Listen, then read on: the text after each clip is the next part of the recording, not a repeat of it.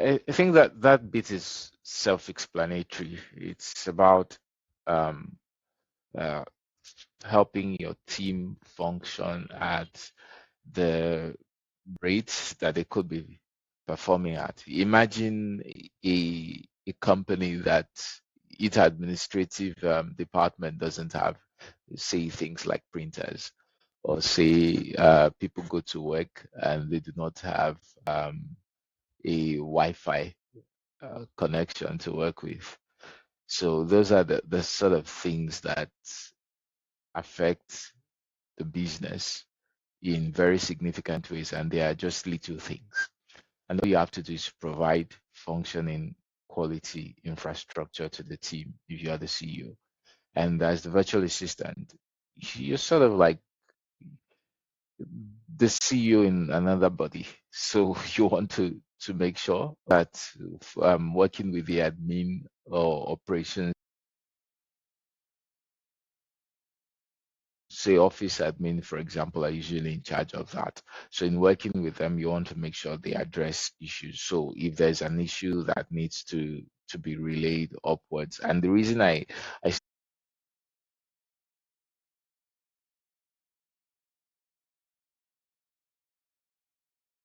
as the business becomes independent of the CEO, the CEO's core levels being high level core responsibilities being high level client relations and strategy, concerned about things like office administrative or office infrastructure. So if you have a really great team, the team should be handling that. The part that I know where the CEO might be involved is, say, taking out finance to solve those things. And if that is the case and the CEO hasn't given the go ahead for some office equipment to be repaired or replaced, then as the virtual assistant, executive assistant, or the chief of staff, you have to remind the CEO or work with the CEO to make sure that the team has the finance that they need to fix um, office equipment or infrastructure that would make them function better. And sometimes of infrastructure could also mean just the building. Say the team has been working from home for some time, or it's the first time that the team is coming together in one city. The team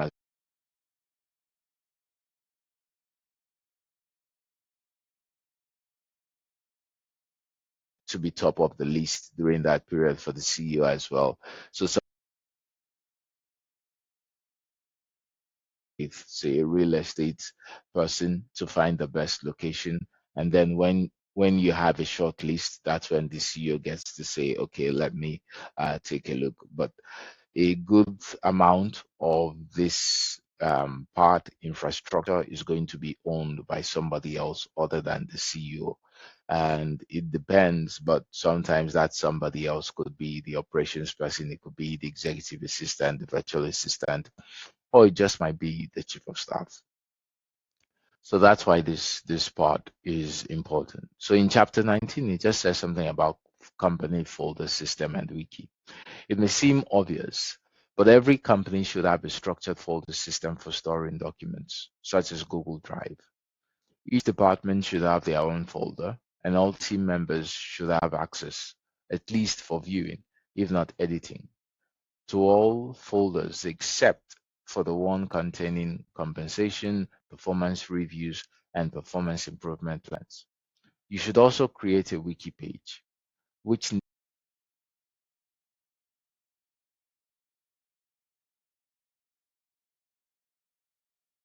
the other important company documents. Make sure that reading this wiki from beginning to end is part of every employee onboarding. As of 2018, Notion.so is my favorite. So if you're watching this course and you haven't seen Notion.so, let me just show you what Notion.so looks like. So I've been using Notion for um, is it 2 years now? Yeah, like fully 2 years now. I know I used to have a Notion account a long time ago, but but I sort of started learning Notion somewhere around early 2025, like taking Notion very seriously, because I noticed oh, start writing on LinkedIn. So this is what my Notion page looks like, but this is not what I wanted to show you. So my Notion just looks something like that was what my own Notion account. That's my Notion account. But I just want to show you the Notion page, intro page about Notion. So it keeps going to my Notion account. So I don't want to show you my Notion account, but it doesn't matter. There's nothing secretive there. It's just all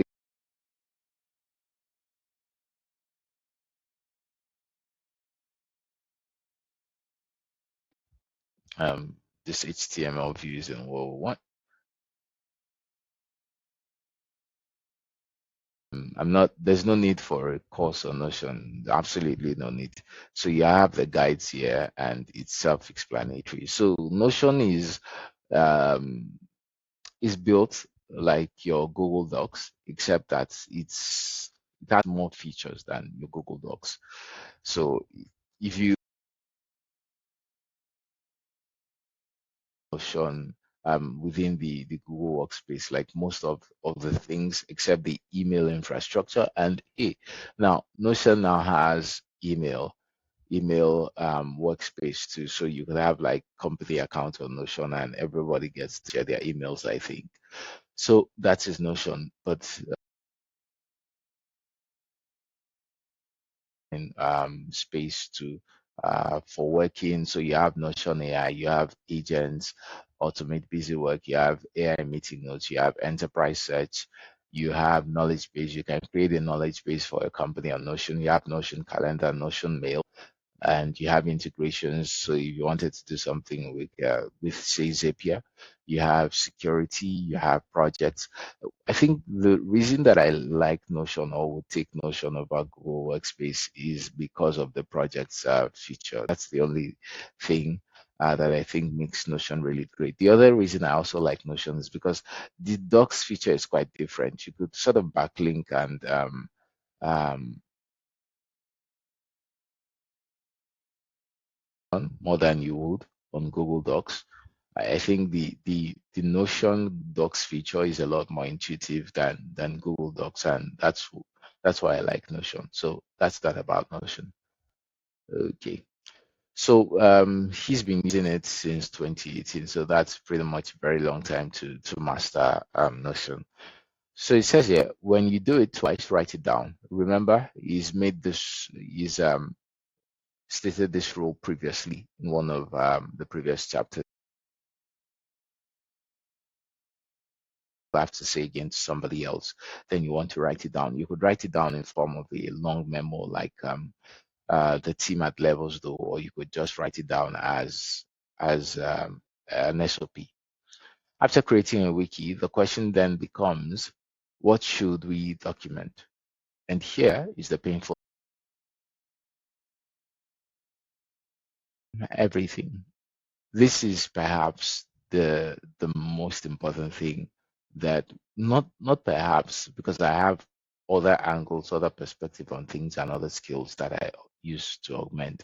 But this is one of the most interesting things about having me as your virtual assistant. So if you're a CEO watching, so documentation is really good. It's around creating a folder for things, but it's also around for things that other people might need, or it could also be around just creating loan videos to explain what those documents are, like they do at levels. So everything documents every aspect of its operations so that its team members can easily step into a new role when needed. An easy way to do this, whenever you find yourself doing something twice, you said this before, you write down exactly what it is you did. So this is one of the things that was emphasized when I had my virtual assistant training, right? We want to do this a lot. And the reason is sometimes you may get promoted. sometimes you want to move on to another project. And the thing about just writing it down is that it makes it incredibly easy to have onboard. Onboarding one talent and then you're onboarding another talent. But if you have everything documented, it's really easy. If somebody needs to learn something new, they can easily just read through the documents, or if there's overstate how easy this is, because I've been in a recent position where I became a secretary to a non-profit that my church is affiliated with, and there was no the onboarding was really bad. So and there was no structure for the office of the secretariat. So it was rough during the onboarding session, and it was not an easy way to take up such a non-profit responsibility. And as much as you can, if you are an executive or supporting an executive, one of the best gifts that you could give to other people who will be coming to work with you is a fantastic seamless onboarding experience. I've also seen an onboarding experience that is top notch, and I just said to myself, "Wow, I want to work with these guys." And I might piece it together, but I had that experience during the interviews and during the training for the role, the initial training for the role, and it was seamless because there was a wiki and a knowledge base for everything. So the only thing you needed to do as part of the onboarding, of course, there was training and then there were videos as well, lessons, but Notion space, you had everything there. And so you could easily document things and see what other people had done. So it just makes the whole thing very easy. So onboarding, if you do not have strong documentation process, your CEO doesn't have it, it's going to be your responsibility as the virtual assistant. I know that very well, that you're going to create the structure for onboarding new talents or offboarding talents who are going off to other opportunities. So place these rating processes in the company wiki. This allows the other members of your team to learn from your experience. So it says here, these are just simple instructions. Require that all members of the team also follow this practice to share that knowledge. So important, all members of the team. So it's not like the operations team is going to create the documentation for everybody. All members of the team will do this. So the assistant might be responsible for creating the central doc, because the executive assistants in small teams are found because a lot of things still revolve around the CEO, and the CEO is trying to build um, the operations in such a way that they can have less engagement. The virtual assistant in the small team process operations manager in quote, if it's a really small team in that sense, like a very small team, the virtual assistant or the administrative assistant, which is more like the virtual executive assistant as well, is going to be responsible for managing the workspace account. So in managing the workspace account, you will be responsible for creating the to create subfolders in the company wiki, and then they'll write everything. So each writes links to their processes and so on. I don't just want to state all these, but you would get the point if you just read this part, especially if you're looking to implement it. But I think that this process is self-explanatory. So let's go on.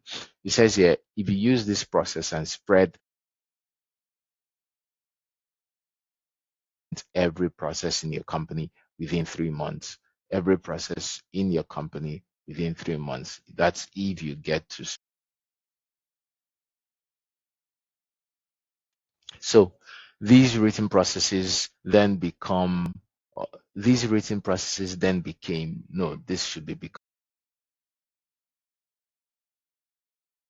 Each new hire reads all the processes they will be asked to do. You can now safely scale your team knowing that they will have effective onboarding. Ryan Breslow, founder and CEO of Bolt, shares, we bring in their own processes, but then we lose all of our hard-won institutional knowledge that led to the creation of our original process. So we now require that all managers use the existing Bolt processes for at least 3 months before making any changes. After they know our system in this way, they are free to make relatively minor changes after that. So it's really good. Sometimes, especially administrative changes, don't have to be frequent. So it's a lot better if there's an administrative system that everybody knows.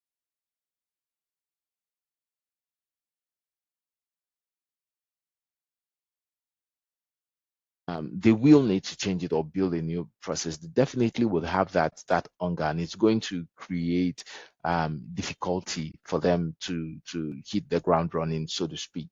If you we do it here, this is how we do it here. At the end of the day, when the new person is trying to get a knack for how things work, then they have to spend time having conversations with different people about how have things been done here before, because there was no documentation, right? But if you have documentation, when the new person comes in, it's pretty easy. They'll just go to the documents, to the company wiki, look at what things have been done. And then, as it says here, in their own team, in both, they require at least 3 months before you change anything. And then it says that after 3 months, people likely do not change anything. So if it has been working and it's properly documented, then there will be no need to change anything. But if you do not have a documented process and you say, oh, it's been working this way, it's been working this way, well, the new manager has come to take the company further in its goal. So if it has been working, then you wouldn't need a new manager, so to speak. But that if it's documented, it can be measured. I think someone said it can be measured, and if it can't be measured, then it can be documented. So the onboarding. Just look at how we're talking about infrastructure here. And in talking about infrastructure, we're talking about company onboarding, administrative things, and so on. And that's the nature of business and how people will function and how people will best perform and achieve the goals for the organization. So, chapter 20, goal tracking tools. In each company, dozens of new challenges arise each week.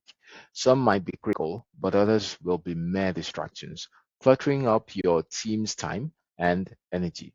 Commit to a systematic goal tracking system to maintain focus and to prevent the clutter from overwhelming your operation.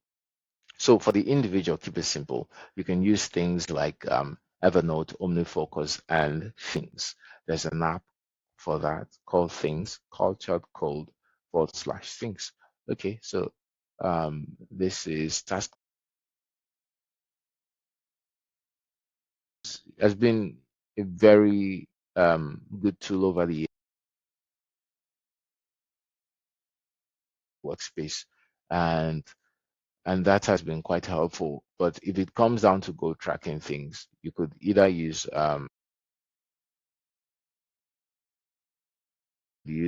any other one. But these ones here could also be helpful. I think I've played with Asana, I've played with Monday.com, but the one that I've used the most goals to track individual goals and tasks for maximum benefits. Use them to implement the GTD system. GTD, again, simply means getting things done. That's what GTD means. We talked about GTD in chapter 3. They are inexpensive and easy to use. So for small groups, there is no need for a dedicated group system. It's easy enough to track company goals in a Google Doc, but as soon as you grow to more um, than a handful of people, you will need a dedicated goal tracking system. So this dedicated goal tracking system for the whole organization is usually instrumental to KPIs, monitoring KPIs. I've been in an organization, a growing organization with over 50 employees, where the goal tracking system we were using for KPIs was spreadsheets, and everybody was just on spreadsheet moving things, moving things. It wasn't follow. There are many excellent systems. They broadly break down between task tracking, Asana, and Better Works, i5, Lattice. I haven't used any of these stated goal tracking programs or softwares. What I've used are task tracking. So to be nice to see what these goal tracking softwares look like. And for me, really, I do not like a multiplicity of tools. And some of the people I've worked with, including CEOs, don't like to have many tools. It's complicating work. It complicates workflows. So it's better to just use a system, one platform to document everything, including goal tracking and task tracking. And I think Asana and Trello can do that. So, but if in software being different from task tracking software, then by all means give it a shot. I'm going to try out this here and see what they look like. And then if it's required for my work, I never discount the opportunity to do excellent work by learning a new tool. So if my employee, my CEO requires it, then it's non-negotiable. We just learn it straight up. Okay, so better works. Know where performance happens and where it doesn't. So this is what better works looks like. It hasn't loaded properly. Okay, it's still loading. So lettuce and people plus AI succeeding together. Request a demo while lettuce and HR team spend 57% of their time. Okay, high performance starts here, talent, HR, and so on. So you have this one hasn't loaded. So better works. Okay. So put AI to work for your people. So okay, insights for HR leaders. So these goal tracking softwares, they appear to be targeted at HR teams. Okay, so HR teams, especially teams with a large number of employees, can use this, and this will be sort of like within the HR team ownership. So it also looks like it's a thing for HR from here. So excellent HR teams demand excellent resources. Okay, good. So that's that. So executive assistant really do not need goal tracking software, except for when you want to track your own goals. If the CEO requires you, your executive requires you to track your own goals. That is okay. Task tracking systems are excellent at transforming issues to next actions. Okay, the video has stopped. Let me turn back the video on. Okay, hopefully the video will come around. Okay, so let's continue. Task tracking systems are excellent at transforming issues to next actions and tracking progress from meeting to meeting. They are a part of forming impeccable agreements. Remember impeccable agreements in chapter 12 between people. Whenever two people form an agreement, it should be recorded in the task tracking system. Have an owner, a comprehensive description, and due date. Goal tracking systems are much better at showing the team their progress over many weeks and months, and therefore boosting morale. Whatever system you choose, be careful to use it judiciously as it is very common for people to become overwhelmed with actions from your tracking system. Okay, so that's the thing I said the other time. If you're a small team, you really do not need to get bogged down with so many softwares. You can use one software or a few softwares to do everything, and that might include both task tracking and goal tracking. So that's why it says here it is very common for people to become overwhelmed with actions from tracking systems. So if you have people being driven by delivering on their actions, and the actions are usually subs of the goals. So for example, you have your KPIs, and then your KPIs are broken down eventually into actions and to-dos. So if you have that system created already without so many softwares, fine. But if you need, especially for the HR, as we've shown, if you would require using these other goal tracking softwares, then by all means, for the efficiency and for the productivity of the entire organization, use it. Okay, the video is still not back on. Um,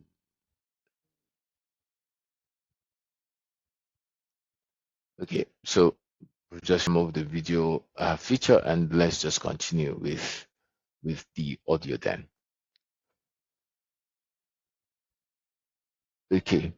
It says also to avoid when this happens, that is, people get overwhelmed with tasks. When this happens, they'll stop using the system altogether. To avoid this, follow two simple rules. One, never assign someone an action without them agreeing to it verbally or in writing. Encourage people to use a separate and simpler tool for tracking their individual actions that aren't being tracked by the group. Group tracking tools simply have more overhead per action than individualized tools and therefore should only be used sparingly. So that's the caveat. Only use it sparingly. Then let's go to chapter 21, areas of responsibility, AORs, areas of responsibility. It says here, tragedy.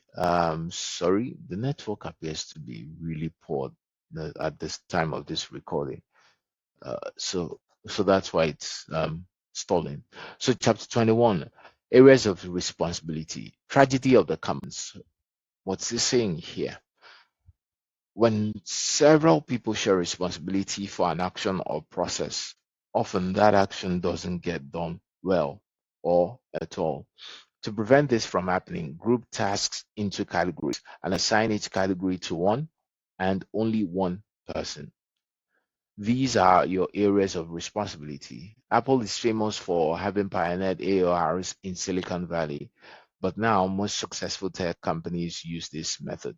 What's saying here? If you have people working together on different categories, categorize some actions and then have one person be responsible for a set of actions. Sometimes they could be related actions or unrelated. That's correlated and uncorrelated, I think. So in alternative investing, I think I'm going to look into this. Private equity is one of the things I need to relearn because um, I want to be wealthy, right? So I need to learn private equity because I've learned from Tony Robbins that private equity has in the last 35 years been much more viable, profitable, that is, than than even stocks across the world. You've had private equity doing so well. So in private equity, one of the key terms are correlated and uncorrelated investments. So this point just reminded me about categorizing things and having one person be responsible. So I do not know for certain if correlated events, correlated activities would be better than uncorrelated activities. So in the category when you're assigning it to somebody, but I think it's quite intuitive or natural, especially when you hire people. You don't just hire people to come and do everything in the organization. You hire people for specific roles or departmental engagements. So I think the ideal situation or the more natural situation would be to arrange the areas of responsibility it talks about here as correlated activities. So it says these are your areas of responsibility. Apple is more famous, but now it's common. So it goes on to say, create a document listing every possible function in the company. Next to each function, list the directly responsible individual, DRI. This is the AOR list. It serves as a routing layer for any questions and ensures that no functions fall through the cracks. Make sure everybody in the company knows how to access the list and update it as new functions arise or as responsibilities shift. For an example, see Appendix C, and for a sample AOR. So I think this is the one he's referring to. For an example, see Appendix C for a sample AOR. So let's look for Appendix C. Of course, we'll go back to the course, but let's just look for the sample AOR he mentioned. Where is the sample AOR? Um, let's head over. So if you look at this, I'm looking at it through this place, but I don't, it doesn't seem to appear here.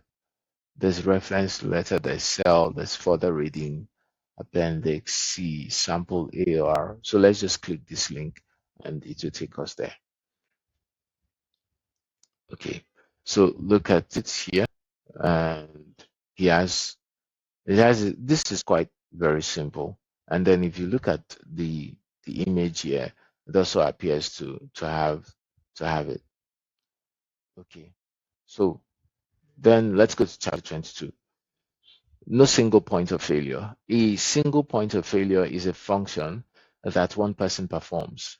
A single point of failure is a function that one person performs. Remember, it says we should categorize activities or actions. And then when you categorize activities, you then have one person own that category of activities, or you have one person own each category of activities. Say your company performs 100 activities within a month, and then you could categorize them whether evenly or unevenly, whichever one works.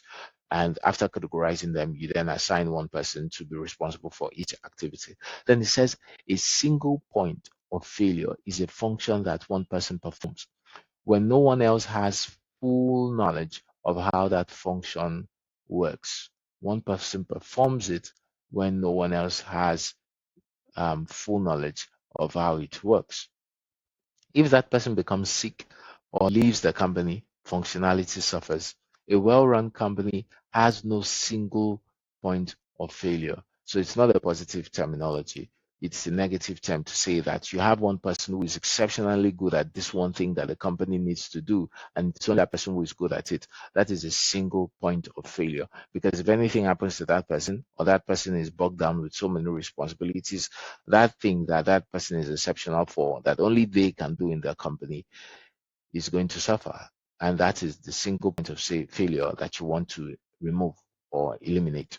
And documentation is also very helpful for reducing this single point of failure. In small teams, when you can't hire many people, this single point of failure will occur quite often, because one person handles one department, handles each category of responsibilities, and that one person you might be hiring would be someone who is a specialist or an experienced person for that role, so that they can fully own it and be in charge of bringing results to the company.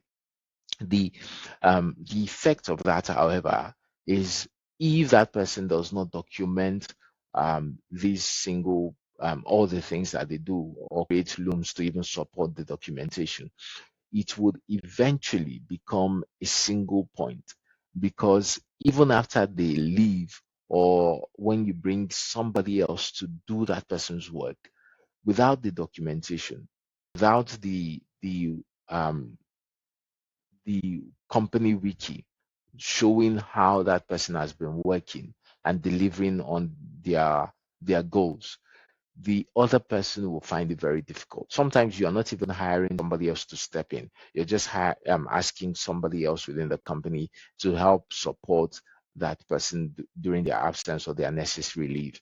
So if that happens, it's just going to affect the company negatively. So we want to avoid these single points of failure. That's why documentation is absolutely important. So a well-run company has no single point of failure. Let's highlight this and put it in green because we need this one to be in our minds constantly. To create a team with no single points of failure, do two things. One, write down all processes. As I've said, documentation is very good. If it's documented, it's measurable. As soon as you or your team members find yourselves doing something for the second time, see chapter 7, you want to write it down. You should write down the steps of that process exactly. Place written processes in a firm-wide wiki. If you do this, you can eliminate single points of failures. And then number 2, it says cross-train a second person for each role. Map each function in the company from the AORs to a backup person. Have the backup person co-work with the primary until the backup knows how to perform the role. Of course, having all of the processes already written down will vastly improve this training process. So have your team write down all the processes first. Write down all the processes first, and then cross-assign people to be backups to each other, even in small teams. And when that happens, let the primary person train the supporting personnel, and that way people get to exchange ideas, they get to learn new things. It's an opportunity to grow individually, but for the company, it's very important because you are eliminating single points of failure. Chapter 23, key performance indicators. Okay, so it is critical to objectively measure the performance of the company. You can only manage what you can measure. Aha, that's the team. That's the statement I was looking for. You can only manage what you can measure. Key performance indicators allow you to do this, to measure things so you can manage them, or so you can optimize them. KPIs are the one or two significant metrics for each major function that show the entire team in an instant how the company is doing and where the issues are.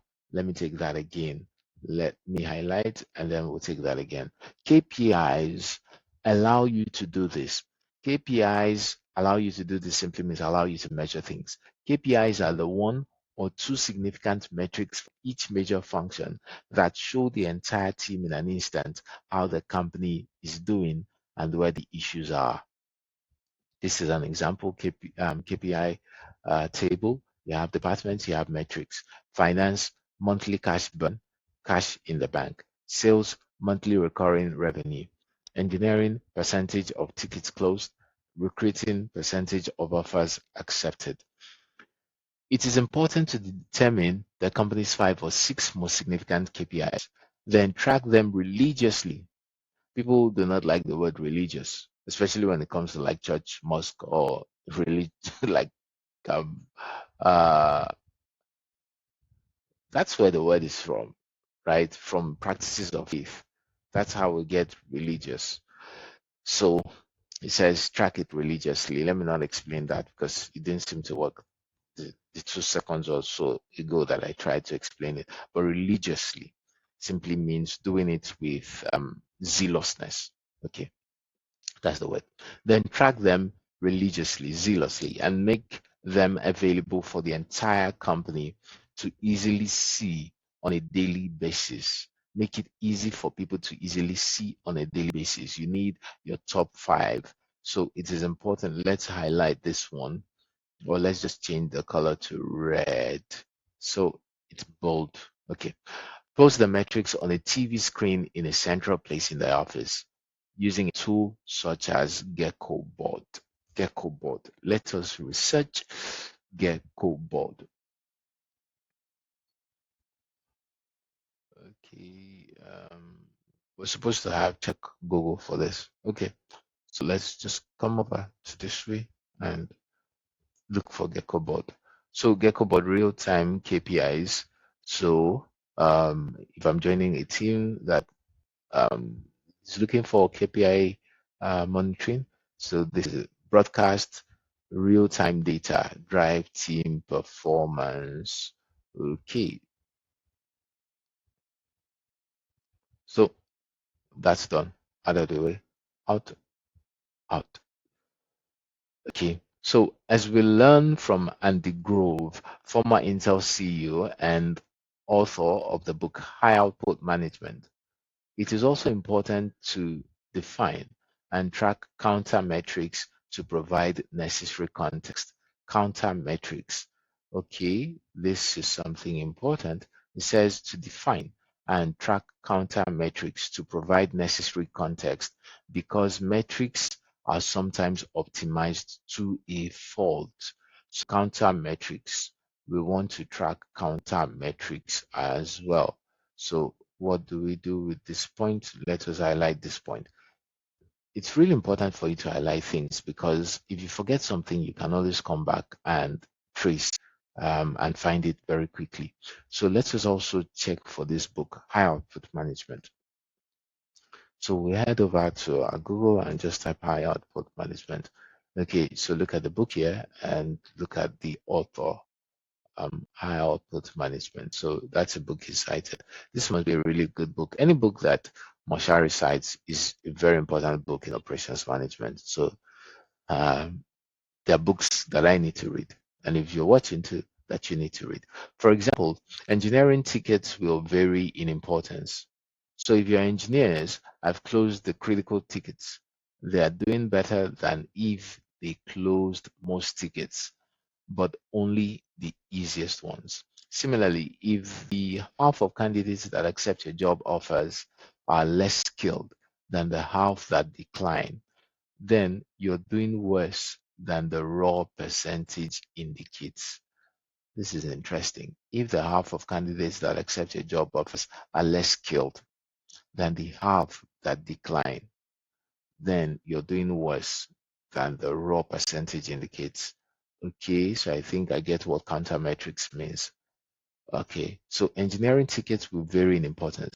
So if your engineers have closed the critical tickets, they are doing better than if they close most tickets. So don't close most tickets, just close the critical ones.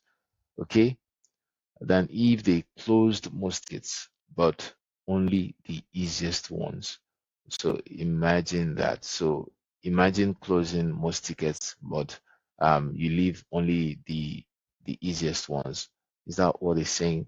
I think what he's saying here is it would be better for you, for the engineering team, for example, to just close the most critical tickets and then leave the smallest ones, the smallest issues, the smallest tickets on the timeline. So I think it helps to provide context. And then if someone wants to look through and look at the easy ones that are still open, but then compare it to the critical ones that have been closed, and that gives them a good sense of how well the team is functioning. Because at the end of the day, KPI is not just around ticking things to say, oh, we've done it. We also want to see how well we've performed. And the best way to see how well you've performed is to look at the things that you did not perform, the things that you did not do. So tracking counter metrics in this way provides sufficient context for someone for performance management. So create and measure your metrics carefully and in context to give your team the best possible view of your company's health. So part 4, collaboration. Oh, this is part IV collaboration again. Part IV collaboration, and we also looked at part IV infrastructure. Okay, this is interesting. So part IV infrastructure is the correct one, and collaboration should be part V, not part IV. So I'm going to change this. This is my own copy of the book. So part V collaboration is what we are going to treat in the next video. So thanks for watching. See you in the next video. I hope this video has been helpful. If it has, you could subscribe or give it a like. I'm going to be producing other videos like this. I do not have, for now, a production studio, and I'm not going heavily on YouTube. My goal is to create educational content that I hope will be valuable, because it's valuable for me to learn as I'm learning now. And I hope that somebody else who wants to learn this will also find this valuable, or just relax and watch and go to. So thanks for watching. See you in the next video. God bless.